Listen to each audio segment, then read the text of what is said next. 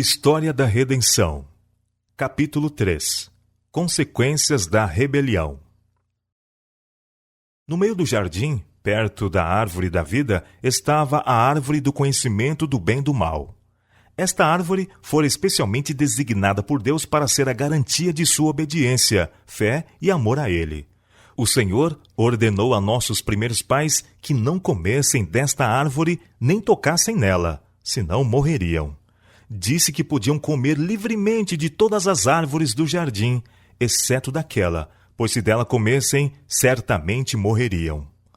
Quando Adão e Eva foram colocados no belo jardim, tinham para sua felicidade tudo o que pudessem desejar.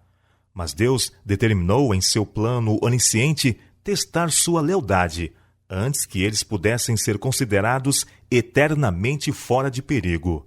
Teriam seu favor, ele conversaria com eles e eles com ele. Contudo, ele não colocou o mal fora do seu alcance. A Satanás foi permitido tentá-los. Se resistissem às tentações, haveriam de estar no eterno favor de Deus e dos anjos celestiais. Satanás estava espantado ante sua nova condição. Sua felicidade acabara. Olhava para os anjos que com ele outrora foram tão felizes, mas que tinham sido expulsos do céu em sua companhia. Antes de sua queda, nenhuma sombra de descontentamento tinha turbado sua perfeita alegria. Agora, tudo parecia mudado. As faces que tinham refletido a imagem de seu Criador estavam melancólicas e em desespero. Conflito, discórdia e ásperas recriminações existiam entre eles. Antes de sua rebelião, esses acontecimentos eram desconhecidos no céu. Satanás agora observava os terríveis resultados de sua rebelião. Ele estremecia e temia encarar o futuro e contemplar o fim dessas coisas. A hora dos alegres e felizes cânticos de louvor a Deus e seu amado Filho chegara. Satanás tinha dirigido o coro celestial. Tinha ferido a primeira nota. Então todo o exército angelical havia se unido a ele, e gloriosos acordes musicais haviam ressoado através do céu em honra a Deus e seu amado Filho. Mas agora, em vez de suaves notas musicais, palavras de discórdia e ira caíam aos ouvidos do grande líder rebelde. Onde estava? Não era isso tudo um horrível sonho? Os portais do céu nunca mais se abririam para admiti-lo? Aproximava-se a hora de adoração, quando brilhantes e santos anjos se prostravam diante do Pai. Não mais se uniria em cântico celestial, não mais se curvaria em reverência e santo temor ante a presença do eterno Deus. Pudesse ele voltar a ser como quando era puro, verdadeiro, leal, e alegremente abandonaria sua pretensão de autoridade. Mas estava tudo perdido, fora da possibilidade de redenção por sua presunçosa rebeldia. E isto não era tudo. Tinha guiado outros à rebelião e à sua própria condição perdida. Anjos que nunca pensaram questionar a vontade do céu ou recusar obedecer à lei de Deus, até que ele colocasse isso em sua mente, argumentando diante deles que podiam desfrutar um bem maior, uma elevada e mais gloriosa liberdade. Tinha sido esse o sofisma pelo qual os enganara. Uma responsabilidade agora repousava sobre ele, a qual de bom grado teria renunciado. Estes espíritos tinham se tornado turbulentos com suas esperanças desapontadas. Ao invés de bem maior, estavam experimentando os maus resultados da obediência e desrespeito à lei. Nunca mais poderiam esses seres infelizes ser influenciados pela suave guia de Jesus Cristo.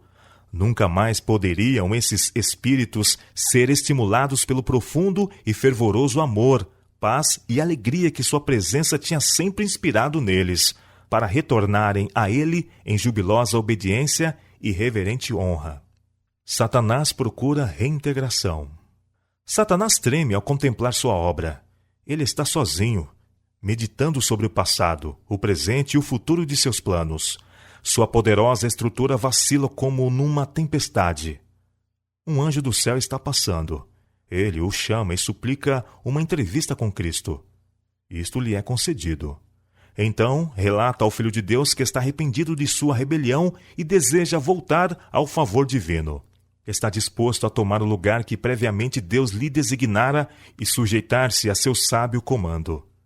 Cristo chorou ante o infortúnio de Satanás, mas disse-lhe, como pensamento de Deus, que ele jamais poderia ser recebido no céu. O céu não devia ser colocado em perigo. Se fosse recebido de volta, todo o céu seria manchado pelo pecado e rebelião originados com ele. As sementes da rebelião ainda estavam nele.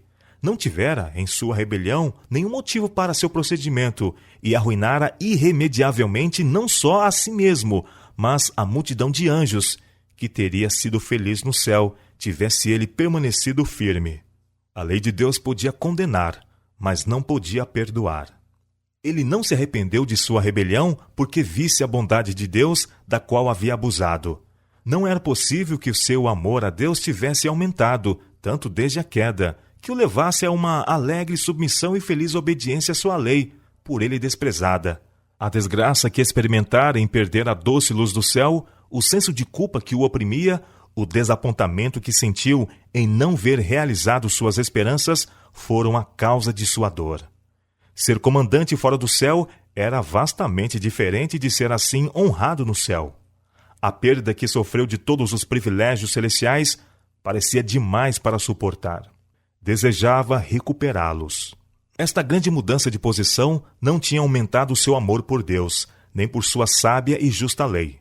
Quando Satanás se tornou plenamente convencido de que não havia possibilidade de ser reintegrado no favor de Deus, manifestou sua maldade com aumentado ódio e feroz veemência.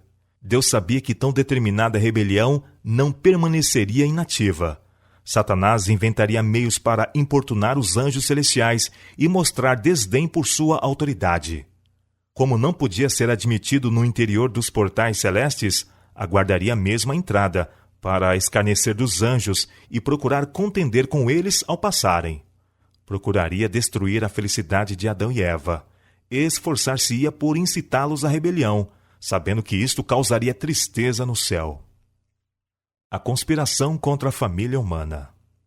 Seus seguidores foram procurá-lo, e ele, erguendo-se e assumindo um ar de desafio, informou-os de seus planos para arrebatar de Deus o nobre Adão e sua companheira Eva. Se pudesse, de alguma forma, induzi-los à desobediência, Deus faria alguma provisão pela qual pudessem ser perdoados, e então ele e todos os anjos caídos obteriam um provável meio de partilhar com eles a misericórdia de Deus. Se isto falhasse, podiam unir-se com Adão e Eva, pois se esses viessem a transgredir a lei divina, ficariam sujeitos à ira de Deus, como eles próprios estavam. Sua transgressão os colocaria também num estado de rebelião, e eles podiam unir-se a Adão e Eva, tomar posse do Éden e conservá-los como seu lar. E se pudessem ter acesso à árvore da vida no meio do jardim, sua força seria, pensavam, igual a dos santos anjos, e nem mesmo o próprio Deus poderia expulsá-los. Satanás manteve uma consulta com seus anjos ímpios. Eles não estavam todos prontamente unidos para se engajar neste perigoso e terrível trabalho. Declarou que não confiava em ninguém para cumprir esta obra, pois pensava que apenas ele era suficientemente sábio para levar avante um empreendimento tão importante. Desejava que considerassem um assunto, enquanto os deixaria e procuraria um retiro para consolidar seus planos. Procurou impressioná-los com o fato de que esta era sua final e única esperança. Se falhassem aqui, toda a perspectiva de recuperação e controle do céu, ou de alguma parte da criação de Deus, era sem esperança. Satanás ficou sozinho para considerar seus planos, de modo que fosse absolutamente certa a queda de Adão e Eva. Temia que seus propósitos pudessem ser derrotados. E mais, mesmo que tivesse sucesso em levar Adão e Eva a desobedecerem aos mandamentos de Deus, e assim se tornassem transgressores de sua lei, e nenhum bem viesse a ele, seu próprio caso não seria melhorado. Somente sua culpa seria aumentada. Estremeceu ao pensar em submergir o santo e feliz par na miséria e remorso que ele próprio sofria. Parecia indeciso, a um tempo firme e determinado, e em seguida hesitando e vacilando. Seus anjos o procuraram a ele, seu líder, para dar-lhe a conhecer sua decisão. Estavam dispostos a unir-se a Satanás em seus planos e com ele assumir a responsabilidade e partilhar as consequências.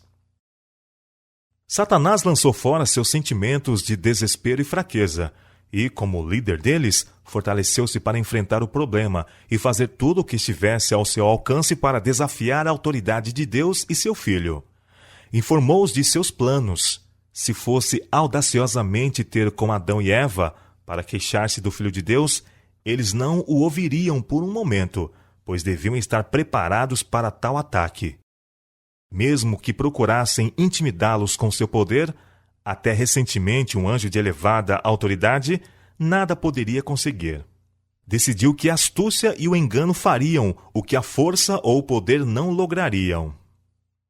Adão e Eva advertidos. Deus reuniu o exército angelical para tomar medidas e impedir o perigo ameaçador. Ficou decidido no concílio celestial que anjos deviam visitar o Éden e advertir Adão de que ele estava em perigo pela presença de um adversário. 2 anjos apressaram-se a visitar nossos primeiros pais. O Santo Par recebeu-os com inocente alegria, expressando gratidão a seu Criador por assim havê-los rodeado com tal profusão de sua bondade. Todas as coisas amáveis e atrativas eram para sua alegria, e tudo parecia sabiamente adaptado às suas necessidades. E o que estimavam acima de todas as outras bênçãos era a associação com o Filho de Deus e com os anjos celestiais, pois tinham muito a relatar-lhes a cada visita, sobre suas novas descobertas das belezas naturais de seu lar edênico, e tinham muitas perguntas a fazer relativas a muita coisa que só podiam compreender indistintamente. Os anjos, benévola e amorosamente deram a informação que desejavam. Também contaram a triste história da rebelião e queda de Satanás. Então, claramente informaram-nos de que a árvore do conhecimento fora colocada no jardim para ser um penhor de sua obediência e amor a Deus, que a elevada e feliz condição de santos anjos seria conservada sob a condição de obediência, que eles estavam numa situação similar, que podiam obedecer à lei de Deus e ser inexprimivelmente felizes, ou desobedecer e perder sua elevada condição e serem mergulhados num desespero irremediável. Contaram a Adão e Eva que Deus não os compelia a obedecer, que ele não removera deles o poder de contrariar sua vontade, que eles eram agentes morais, livres para obedecer ou desobedecer. Havia apenas uma proibição que Deus considerara própria impor-lhes. Se transgredissem a vontade de Deus, certamente morreriam. Contaram a Adão e Eva que o mais exaltado anjo, imediato a Cristo, recusara obedecer à lei de Deus, a qual tinha ele ordenado para governar os seres celestiais, que esta rebelião causara guerra no céu, a qual resultara na expulsão dos rebeldes, de todos aqueles que se uniram a ele em pôr em dúvida a autoridade do grande Jeová, e que o rebelde caído era agora inimigo de tudo o que interessava a Deus e seu amado Filho.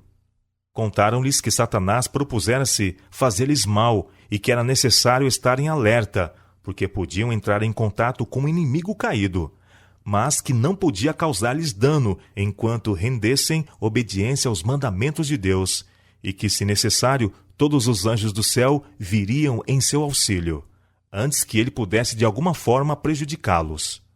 Mas, se desobedecessem ao mandamento de Deus, então Satanás teria poder para sempre molestá-los, confundi-los e causar-lhes dificuldades. Se permanecessem resolutos contra as primeiras insinuações de Satanás, estariam tão seguros quanto os anjos celestiais. Mas, se cedessem ao tentador, aquele que não poupou os exaltados anjos não os pouparia. Deviam sofrer o castigo da sua transgressão, pois a lei de Deus é tão sagrada como ele próprio, e Deus requer implícita obediência de todos no céu e na terra. Os anjos preveniram Eva para que não se separasse do marido em suas ocupações, pois podia ser levada a um contato com esse inimigo caído. Separando-se um do outro, estariam em maior perigo do que se ficassem juntos. Os anjos insistiram que seguissem bem de perto as instruções dadas por Deus com referência à árvore do conhecimento, que na obediência perfeita estariam seguros e que o inimigo não teria poder para enganá-los. Deus não permitiria que Satanás seguisse o Santo Par com contínuas tentações. Poderia ter acesso a eles apenas na árvore do conhecimento do bem e do mal.